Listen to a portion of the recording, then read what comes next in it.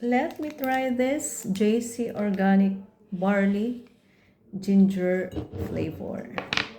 Medyo masama ang pakiramdam ko eh. So, baka kailangan ng ginger. Ay, ito naman ang itry ko.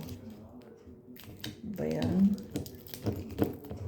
So, ang kagandahan kasi sa barley ngayon, may iba-iba na siyang variant. May cocoa barley, may ginger barley, merong gold. So, iba-iba yung ano niya. Iba-iba yung benefits. But then, kung yung pure na barley juice lang, yung walang flavor, yun kasi merong 68 micronutrients. So, parang kumain ka na ng iba-ibang klase ng gulay.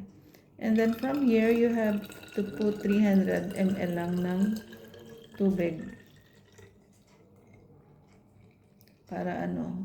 So, tansyahan na lang kasi 500 ml to eh. So, yun. So, tingnan natin kung anong lasa nito. Pero na-try ko na siya na isang beses. Medyo ano nga lang. May konting anghang. Kasi may luya nga.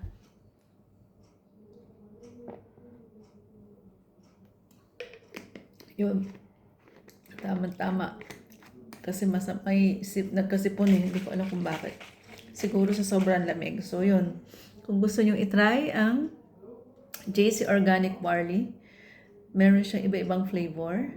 Then, you can buy it from us. If you want to try via with yung retail or per sachet, sabihin nyo lang. Pwede naman. Or, if you want to buy it in boxes, pwede rin. Message nyo lang ako or i-share ko yung shop link ko.